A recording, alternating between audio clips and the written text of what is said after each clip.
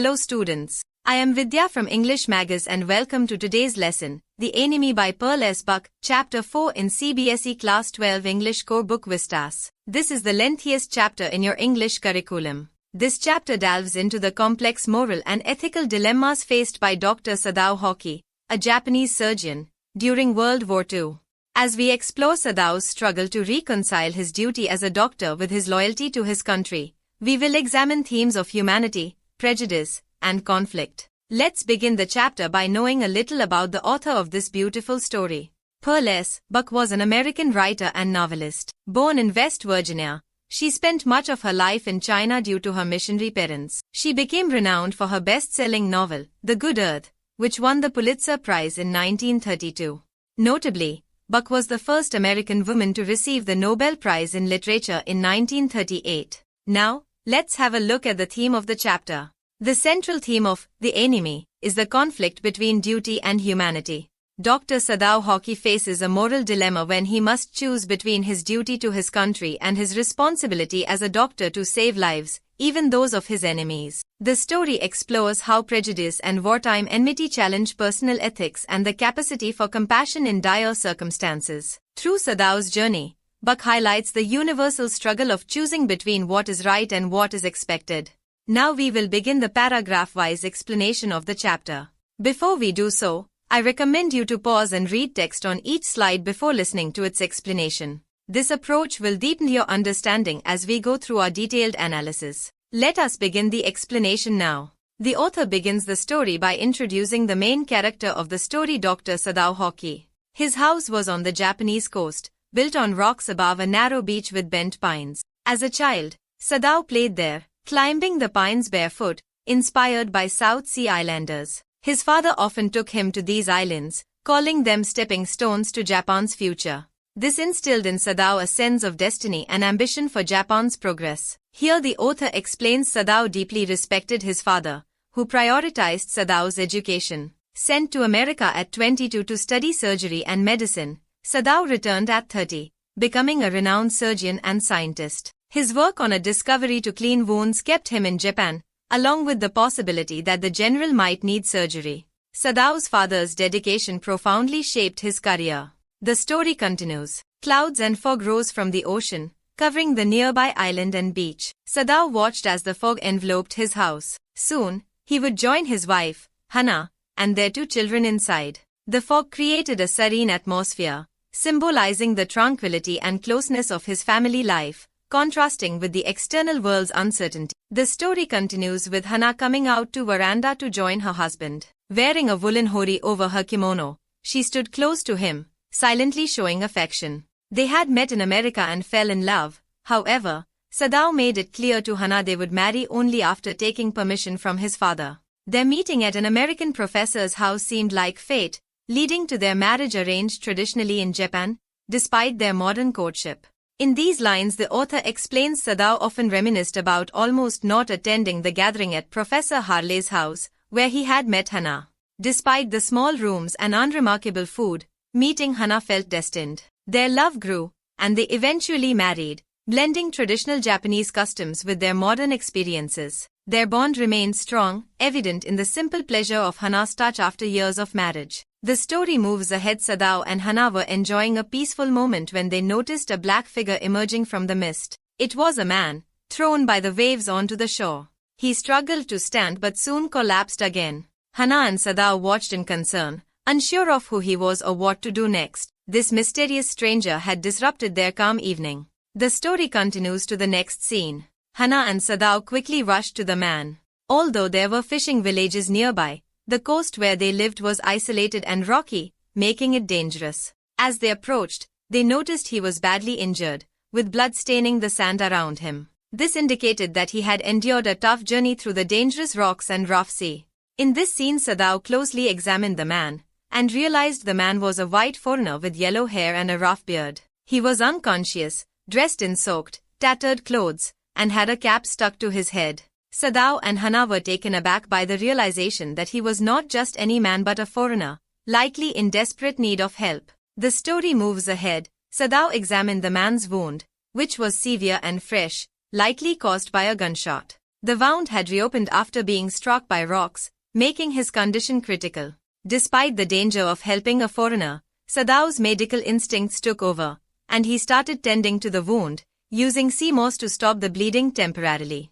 In this scene we see while tending to the man, Sadao and Hana debated their options. They knew that helping a foreigner, especially during wartime, could get them in serious trouble. Sadao suggested the safest option might be to return him to the sea, but neither could bring themselves to do it. The man's vulnerable state evoked their compassion despite the risks. In this scene we learn Sadao and Hana's confusion. They knew that harboring a foreigner could lead to their arrest, but turning him over to the authorities would likely result in his death. Sadao identified the man as an American sailor, making him a prisoner of war. Despite their fear, they couldn't abandon the man, feeling morally obligated to help him. Here we learn Sadao realized the man was an escaped prisoner of war. He and Hana faced a difficult decision. Hana questioned their ability to throw him back into the sea. Sadao admitted that, despite considering him an enemy, his condition made it impossible to abandon him. They decided they had to help him, despite the danger it posed to their family.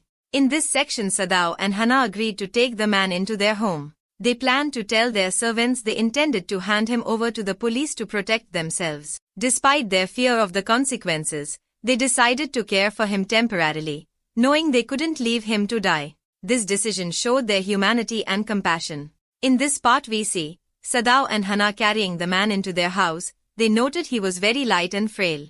They placed him in an unused bedroom that had belonged to Sadao's father. This room was traditionally Japanese, reflecting Sadao's father's preference for traditional customs. They laid him on a matted floor, preparing to provide him with the care he needed. The story continues to unfold. Hana retrieved a quilt from a cupboard to cover the man but hesitated because it was made of fine silk. She suggested they clean him first, as he was very dirty. Sadao agreed and asked Hana to get hot water. Hana decided to ask their servant, Yumi, to help with washing the man while she and Sadao informed the other servants about the situation. In these lines the author explains, before going out of the room, Sadao checked the man's pulse and heartbeat, and found him barely alive. He realized the man would die without surgery but might die during it too.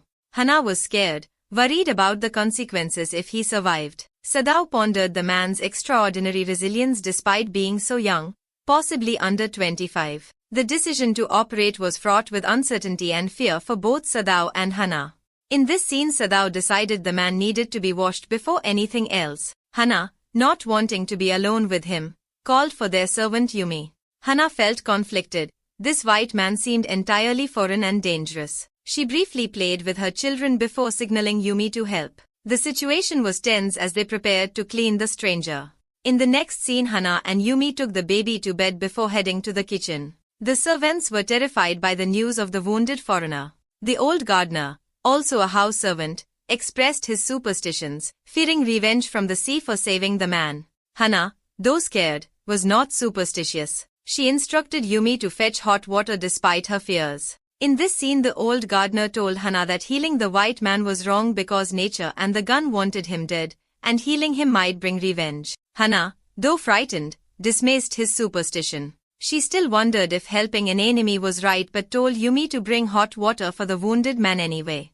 In this scene Hana slid open the partitions to the room where the white man was, but Sadao wasn't there yet. Yumi followed with a bucket but refused to wash the white man, saying she never had and wouldn't now. Hana angrily insisted she obey, but Yumi's defiance made Hana fear what might happen if the servants misreported the situation. In this scene Hana tried to explain to Yumi that they only wanted to heal the wounded man and then hand him over to police, but Yumi refused to help. Hana, frustrated and angry, told Yumi to leave and decided to wash him alone. She muttered angrily about Yumi, feeling the man is just helpless and wounded.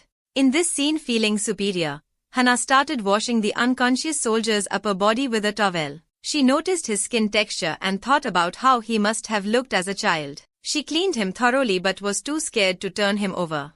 In these lines Hana, anxious and worried, called for Sadao, who arrived with his medical bag and coat. He decided to operate and prepared his instruments. Hana felt relieved and excited by his decision. Here in this scene Sadao instructed Hana to fetch towels and old matting to prevent blood from ruining the floor. She quickly gathered the supplies, but the blood had already soaked through, ruining the mat. Sadao, unfazed, continued working and asked Hana to help turn the man over.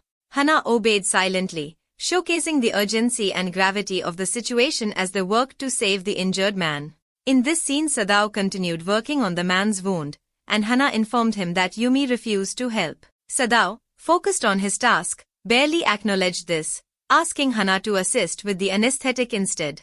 Despite her inexperience, she followed his instructions. Sadao found the bullet still inside the man, highlighting the precision and expertise required for such a delicate operation. In this scene, Sadao explained the severity of the man's wounds and the significant blood loss. Hana, seeing Sadao operating, felt nauseous. She left the room to vomit. Despite her absence, Sadao remained focused on his task, knowing that stopping the operation would mean the man's death. His determination and professional commitment were evident as he continued working, underscoring the life or death stakes of the situation. In this scene, Sadao's thoughts turned ruthless as he considered the futility of saving the enemy. He continued the operation, muttering to the unconscious man. Hana returned, asking about the anesthetic, and Sadao instructed her without pausing. Hana complied, and as she administered the anesthetic, she reflected on the man's suffering, pondering the cruelty inflicted on prisoners and the reality of war. In this scene, Hana administered the anesthetic, feeling pity for the thin, suffering young man. She wondered about the truth behind the stories of prisoners' mistreatment, contrasting with the official reports of joyous receptions by liberated people.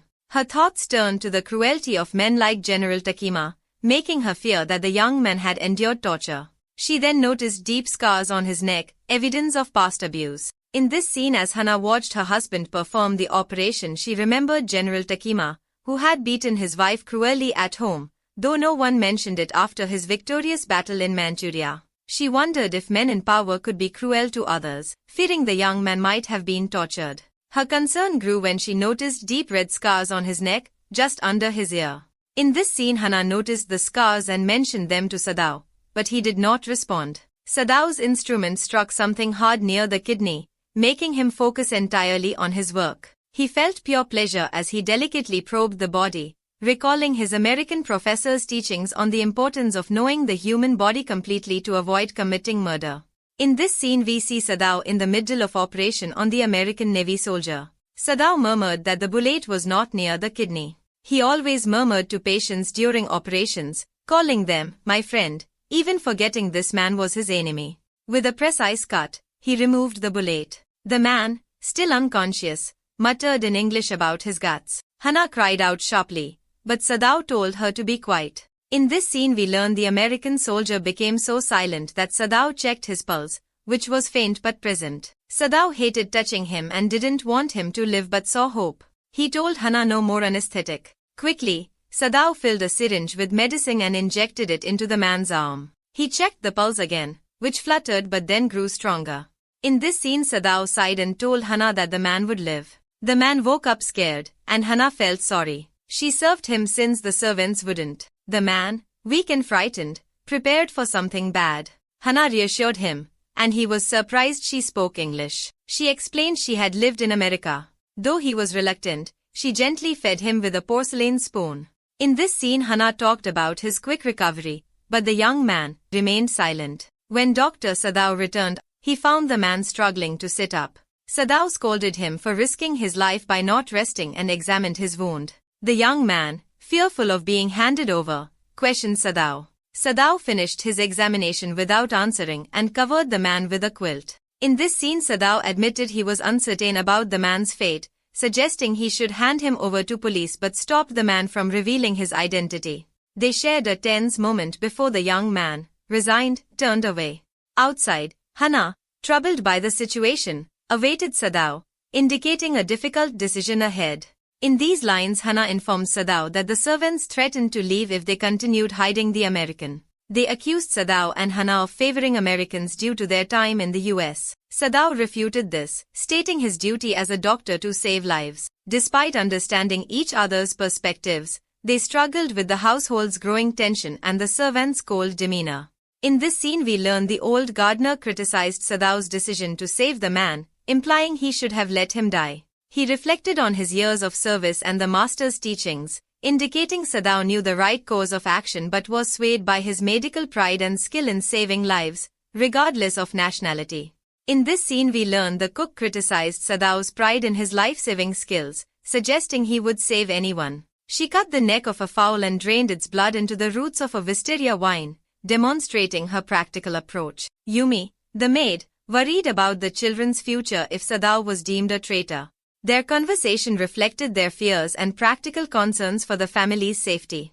In this scene we learn Hana overheard the servants discussing the situation, knowing they intended for her to hear. She did not agree with their point of view. She remained emotionally detached, even when the prisoner revealed his name, Tom. Despite feeling troubled by his presence, she continued to see him as a burden. In this section we see Sadao tending to the man's wound, noting his recovery. He decided to hand over the American soldier to police. He began typing a report to the police but hesitated, and locked it away unfinished. In a week the servants prepared to leave, in anger. Hana, facing an unkempt house and unprepared food, realized the gravity of their departure and the increasing isolation of their household. In this section the author explains despite feeling dismayed and scared, Hana maintained her composure and paid their wages and bid farewell to the servants. The cook and gardener, who had long served Sadao's family, left tearfully. Yumi, the nursemaid, offered to return if needed for the children, reflecting her deep care for the family despite the circumstances. In these lines we learn Hana and Sadao handled the household chores alone, avoiding discussion about the departed servants. Hana pleaded Sadao to get rid of the American soldier. Sadao instructed the recovering prisoner to start regaining strength, emphasizing the urgency for him to recover and leave, reflecting their conflicted sense of duty and fear. In this scene the prisoner, showing fear, thanked Sadao for saving his life. Sadao responded coldly, warning against premature gratitude. He noticed the young man's terror and scars but refrained from questioning. This scene highlighted the tension and unspoken past traumas, underscoring the complexity of their situation. In this scene we see how Hana panics. Hana was doing the housework. She saw a man in uniform standing at their gate. Fearing the worst, she ran to Sadao. The messenger in uniform, however, only summoned Sadao to treat the general. Relieved but still anxious, Hana's reaction revealed their constant fear of discovery and the precariousness of their situation. In this scene we learn the messenger's arrival turned out to be a call for Sadao to attend to the ailing general, relieving Hana's immediate fear of arrest. Exhausted and frightened, she confided in Sadao. He recognized the need to resolve the situation with the prisoner for her sake, expressing his distress and determination to protect his family. In these lines Sadao went to see the general. After treating the general, Dr. Sadao told him everything about the American soldier. The general understood Sadao's situation, as he had studied in Princeton. Sadao expressed his indifference to the prisoner but acknowledged the success of the operation. The general appreciated Sadao's skills, recognizing their importance for his own health. He questioned Sadao about his ability to survive another attack, emphasizing Sadao's indispensability. In this section we learn why the general depended on Sadao. The general, concerned for his own health, stressed that Sadao could not be arrested. He explained that he trusted no other surgeon with his life, as the best ones were trained by Germans with a different perspective on success. The general lamented the inability to combine German ruthlessness with American sentimentality, illustrating his dependency on Sadao. In this scene the general laughed at the idea of Sadao turning in the prisoner but not killing him in the pretext of treating him. The general suggested to Sadao to combine German ruthlessness with American sentimentality in his medical practice. Sadao humorously considered the idea but the general also said jokingly to Sadao not to make him a guinea pig for his experiments. The general felt overwhelmed by his responsibilities and irritably noted the misfortune of the prisoner washing up at Sadao's doorstep, expressing the difficulty of the situation. In this scene the general offered a solution to Sadao's problem. He proposed having his private assassins kill the prisoner, assuring Sadao they would be discreet. Sadao agreed, thinking of Hana's fear of assassins in the house. He decided not to inform Hana and left the general's presence, contemplating the plan as a way to remove the burden from his hands and maintain secrecy. In this scene the general assured Sadao the silent assassins would remove the body of the American soldier also, quietly. Sadao agreed, thinking it would be best for Hana. He left the general and went home, planning to keep it secret from Hana, who would be scared of assassins. He understood that in Japan's strict state, such methods were necessary to handle opposition. In this scene, Sadao returned home, resolved to handle the situation reasonably. However, he found the young man out of bed, preparing to go outside. The young man, feeling better, expressed gratitude for Sadao saving his life. Sadao, surprised by the man's recovery and cheerfulness, checked his wound, suggesting massage and exercise to alleviate stiffness. In this scene, the young man acknowledged that Sadao saved his life, expressing appreciation. Sadao, unable to respond verbally, instructed him to return to bed. The young man's gratitude and reflection on the war highlighted the complexity of their situation.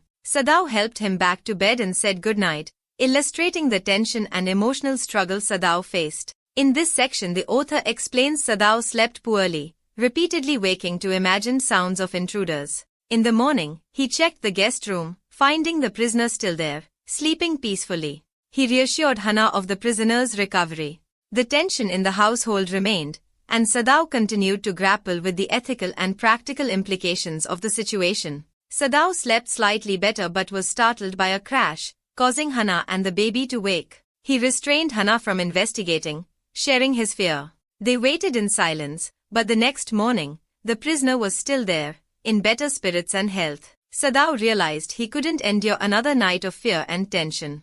In this scene, we see Hana anxious about the situation. She whispered her concerns to Sadao, who promised to decide soon. They faced a windy night, filled with unsettling sounds. Despite Hana's worry, Sadao assured her the prisoner could manage. The next morning, the prisoner was still there. The third night brought rain, adding to the tension as they awaited the assassins. In this section, we see Sadao sleeping a little more peacefully. However, in the middle of night he woke to a crash and jumped up. Hana cried out, waking the baby. Sadao stopped her from going to check, muttering for her to stay. Scared, they waited in silence, then went back to bed. In the morning, Sadao found the young man cheerful, clean, and standing. He had asked for a razor and shaved, with some color returning to his cheeks. The young man joyfully said he was well. Sadao, exhausted, decided he couldn't endure another night like this. He didn't care about the man's life, it just wasn't worth the strain. Sadao suggested the man could row to a nearby island that wasn't fortified and empty except during storms. He could stay there until a Korean fishing boat passed close enough to rescue him. In this scene, the young man slowly understood Sadao's plan and asked if he had to go. Sadao gently confirmed, explaining it wasn't safe for him to stay. The young man agreed. That evening, Sadao prepared a boat with food, water, and quilts, bought secretly. He tied a boat to a post in the water during high tide, working in darkness without a flashlight, as there was no moon. In this scene, Sadao returned home, pretending he was back from work, so Hana suspected nothing. Hana mentioned Yumi visiting and crying over the baby, whom she missed. Sadao reassured her that the servants would return once the foreigner was gone. That night, before bed, Sadao checked the American's temperature, wound, heart, and pulse to ensure everything was fine. In this scene, Sadao noticed the man's pulse was irregular, likely from excitement. He thanked Sadao for saving his life again, but Sadao replied it was just inconvenient to keep him. The man's eyes burned with intensity, and only the scars on his neck were red. After much thought, Sadao decided to give the man a small flashlight, his own, used for night calls. In this scene, we learn Sadao giving the American soldier some final instructions. He instructed the American soldier to use the flashlight only during the sunset. He instructed the young man to signal to flashes with the flashlight if he needed food and one flash if he was still on the island. He advised against making a fire, as it would attract attention. The young man, dressed in Japanese clothes, nodded and prepared to leave. Sadao wrapped a black cloth around his head, ensuring he was ready for the journey. In this scene, the young American shook Sadao's hand warmly before leaving. He saw the man's flashlight signal as he made his way to the boat. Sadao, relieved, slept soundly that night. A week later, the general, recovering from surgery, inquired about the prisoner. Sadao had been unsure if the general would survive the complex operation. As the general recovered, Sadao hadn't inquired about the assassins. The servants returned, and Yumi cleaned the guest room, erasing any trace of the white man. The gardener was annoyed due to falling behind with his chrysanthemums. After a week, Sadao felt the general was well enough to discuss the escaped prisoner. In this scene, Sadao confirmed the prisoner's escape to the general, hinting that he had more to say but refrained to avoid troubling him. The general, recalling his promise to kill the prisoner, admitted he had been too focused on his own suffering and had forgotten. Sadao reassured the general, understanding his lapse was due to his health issues. In this scene we learn the general acknowledged his carelessness but stressed it wasn't due to a lack of patriotism or duty. He sought Sadao's understanding if the matter were to come out. Sadao, realizing his safety was secure, assured the general of his loyalty and dedication to the cause, solidifying their mutual trust and understanding. In this scene the general felt relieved and promised Sadao a reward. Sadao, observing the sea that night, saw no flash signal from the prisoner hiding on the distant island, confirming his safe escape. He reflected on past encounters with white people, including his prejudiced landlady in America and his teachers. Despite their flaws, he had respected some. He pondered why he couldn't bring himself to kill the young man, reflecting on the complex nature of his emotions and actions. In the last scene, Sadao recalled his anatomy teacher who emphasized mercy in surgery. He also remembered his unpleasant landlady in America and the difficulty he had finding housing due to prejudice. He despised her despite her nursing him through illness because she was repulsive to him. Now, he thought of the prisoner's haggard face, finding it strange that he couldn't kill him despite finding him equally repulsive. With this the chapter concludes. Here is the list of literary devices used in this chapter. Pause the video and go through it and stay tuned for more entertaining explanations of our upcoming lessons. Thank you for joining us. Kindly like and subscribe if you found the lesson helpful. See you in the next lesson.